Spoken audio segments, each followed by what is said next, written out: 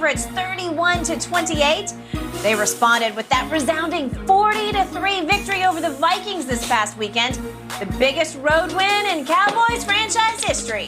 Shannon, are the real Cowboys the team that lost at Green Bay, or the team that absolutely dominated the Vikings? Well, they're the team, they're inconsistent. So they're the team that lost to Green Bay because we see them jump out to this big lead, have a 14-point lead, and end up losing the ball game. Yep. Skip, what we saw Sunday is something that we had never seen before in the history of the Cowboys. They'd been in existence since 1960 and never had a margin of victory on the road like they had Sunday. Now, they had teams that's gone to the Super Bowl, won the Super Bowl, and they had never done this.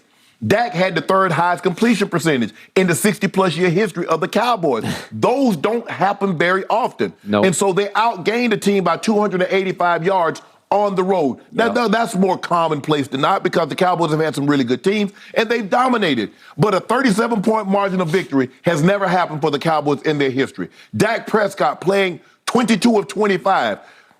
Skip, you be at practice, and a quarterback doesn't go 22 or 25, let alone in an actual game where people are trying to tear his head off. Things just happen, guy drop a pass, but everything was perfect. Every pass Dak threw. Okay. Does that mean aberration? Does that mean No, Skip. That's not who Dak is. All right. Dak is not Drew Brees, a guy that completes 70% of his passes. This guy completed 88% of his passes. That's not who he is. So I think they're more of the inconsistent team, the more that what we saw throughout the course of the year, more of what we've seen the Cowboys over the course of Dak since he's been starting, they've been a very inconsistent team. Now, that's not to say they can't string together some games, but I don't think they're they're not this team what we just saw on Sunday. Absolutely not. They scored on their first 7 drives, didn't punt until the third quarter.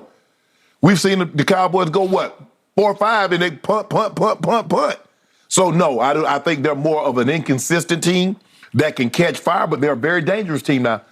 You mess around and catch them on a day that they're playing their best, you in trouble trying to beat them. If they're playing their best, because they got a defense that can shut you down. They got a defense that can go get 7, 8, 9 sacks in a game. They got a team that can now run in the football. What you try to do is run the football and save your quarterback some of those hits. Yep. And I thought Minnesota got away from the run and been trying to throw the football and not rely on Dalvin Cook. So, but no, Skip, I do not think that they're the team that we saw Sunday. They are not that team. So I think you're saying they're somewhere in between. They're absolutely in between. Okay. Yeah, they're absolutely in between. Okay, but you're not sold on what you saw Sunday. You're not taking that to your bank. No, hell no. Okay. You better not either. I'm taking it to my bank. Hold on. You're going to take what you saw Sunday, 40-3. The first time in the history. You've been following the Cowboys your whole life. My whole life, since I was 10 years old. And you've never seen them beat a team by 30-plus points on the road, and you say, oh, this is who they are. Albeit a team that was 8-1 at home. 8-1? Are you kidding me? A team that had not lost for 2 months? Yes! The Minnesota Vikings? We did that to them? And you say this is who y'all are now. I told you yesterday, there it was. There's the blueprint. There's the potential Super Bowl showcase. Okay, now I'm going to tell you why that was real and at Green Bay was fraudulent. There are 2 driving forces on my team, and they're both fairly new. One is on defense and one is on offense. One is Micah Parsons. The other one is Tony Pollard. Right. And I'm going to get to that in just a moment. So let's look back at what happened at Green Bay. As you point out, we're up 28-14 late in the third quarter, and it was starting to feel like what happened at Minnesota. Right. It felt like if you finish that off, they were finish-offable because they were reeling, man. They had fallen to, 3-6 at that point? Yep. If you step on their proverbial throat, as I called Aaron Rodgers, if he's Dracula, if you drive the proverbial stake through his heart right then and right there, maybe you win going away. Maybe you score, say, 10 points in the fourth quarter and you win it 38-14. Well, then you'd start talking about like what they did at Minnesota, right? You'd say, oh, there's that team again. Right. Okay, what was the difference? These are 2 flashpoints you and I have disagreed on. And I've been banging the table over here, and now it's glaring to me when I look at Green Bay, at Minnesota. I'm going to start with Micah 11 from heaven. It is still mind-blowing to me that at Green Bay, they let him edge rush 10 total times, right, and they lined him up at inside linebacker 47 times. That's a lot of snaps because Green Bay was holding on to the football a lot and making a bunch of first downs. 10 edge rushes to 47. And I'm out of my mind. And Jerry tried to defend it on his radio show on Monday. He said, we knew Green Bay was going to run the football. Okay, and you countered it by putting Mike at linebacker and you stopped it? Did you turn it off? No, they ran for 207 with Mike at linebacker. Well, that wasn't a fix. That wasn't a solution. You might as well just line him up at edge rusher. He'd probably be just as good at edge rusher stopping the run as he was at linebacker because he didn't do anything. Right. He had no stats across the board. He was just a bunch of zeros across the board. And if you didn't know who Michael was and you watch that game, you still wouldn't know who he was because you wouldn't have seen him pop on your TV at all, right? Okay. Do you even remember him playing? Because I saw him line up. I would see number 11, and then the ball gets snapped, and I didn't see him anymore. Right. Okay? Then what happened Sunday at Minnesota? Well, to me, they woke up or wised up, or I don't know. Maybe they just said, we know Minnesota is going to throw the football because that's who they are and that's what they do. And they think they have the best receiver in football in Justin Jefferson.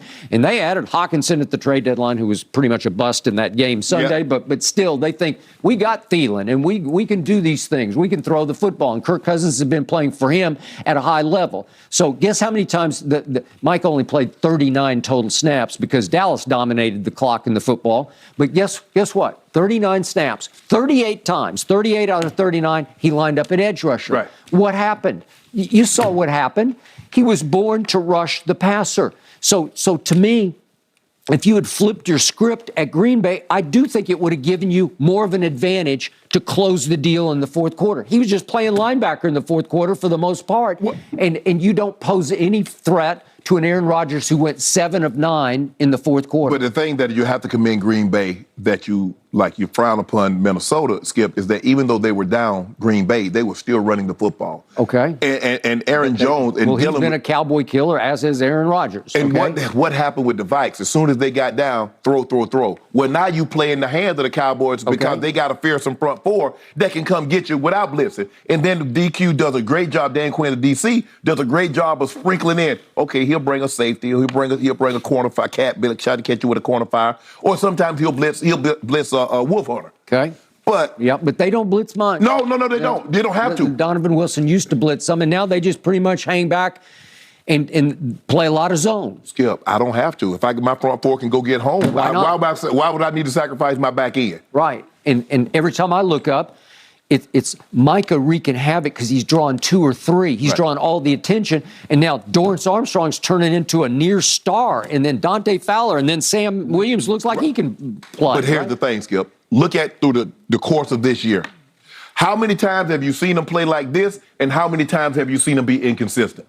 Okay, fair enough. You got me. But again, it's time. Now it's takeoff time. Yeah, but Skip, Skip, this is damn near a perfect game. All right. This is a 300 bowling game. This is a perfect game in baseball. Okay. All right, now back to Tony Pollard. You and I differ here. We depart here. I believe he's turned into a star. I believe the NFL world is still sleeping on him. And I also believe the Cowboy coaches are still sleeping on him in some ways because they believe Zeke is the ultimate warrior. He has become a team leader. I never thought I'd say that, but he has become a team leader. He's become a force in the locker room, on the sideline, and they want him in the starting lineup. Well, at least he started, and he was out of the lineup pretty quickly because Pollard did get enough touches to do what he did. I don't believe they're sleeping on Tony Pollard. I just believe that they realize that, Skip, that he's at his actual best when we minimize his touches to keep him at his maximum capacity. Okay. Here's why he hasn't exploded into NFL shining sea sort of popularity or stardom is because I got to tell you, I'm a diehard Cowboy fan. I'm not sure if he walked in here right now, I would recognize him with his helmet off. Right? Because have you ever seen him do an interview? No. I don't think I've ever seen him interviewed before. If he walked in here wearing a number 20 jersey, I might think it was just somebody with a Tony Pollard jersey on, right? Because I don't know who he is or what he sounds like or what he feels like off camera. I don't have any sense of him. And his name, he doesn't have a nickname, TP, it's not good enough. And Tony Pollard sounds like some accountant to me, right? It's a pretty bland, plain name. Right. So he hasn't caught fire yet, even though on the field, as I keep showing you the highlights, game after game, he's catching fire because they can't catch him. Right. Okay, so what happened in overtime at Green Bay? I'm going to show you this one. They win the toss. You should at least get 3. You got to do something. You got to put some pressure on Aaron Rodgers to at least make him go get a touchdown, right? Yeah.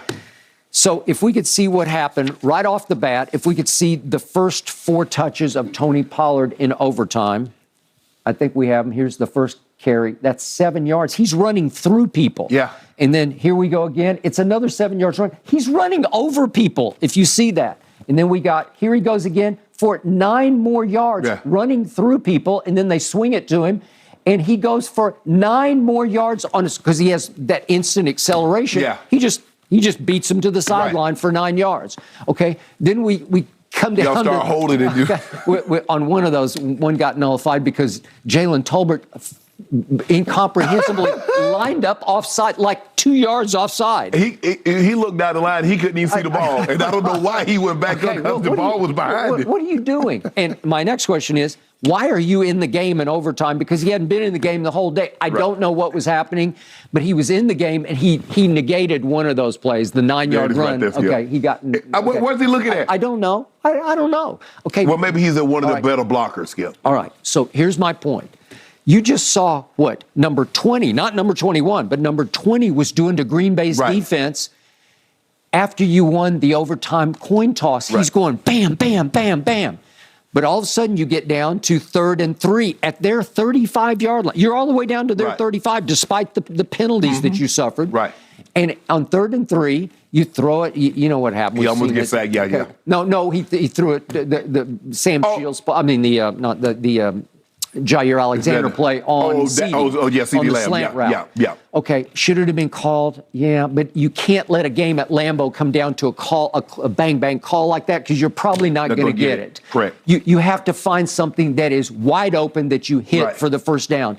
Or, and I believe you made this point, Tony Pollard is on fire. So if you got 3rd and 3 at the 35, that should mean, wait a second, if Mike McCarthy's already saying on 2nd down, I knew we were going for it, who's your hot hand? It's Tony. Number 20. Yeah. Well, what if you give it to him twice in a row? Do you think he could get 3 yards in 2 tries? I think he would get the 3 yards, right? Skip, Tony Pollard is that great 6th man. You remember Vinnie Johnson?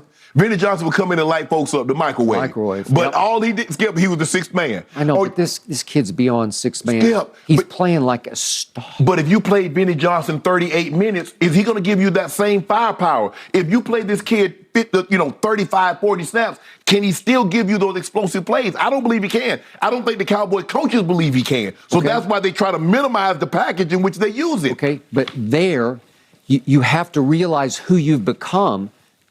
You're becoming Tony Pollard. Right. That he is your difference maker on offense, even beyond CD, beyond Dak. Like, what was the magic formula the other day? What was the magic mix? It was Dak throws it 25 times, but they run it 40 times. Okay, that's flipping the script because I'll remind you, last year, remember, Dak was 0 for 5 when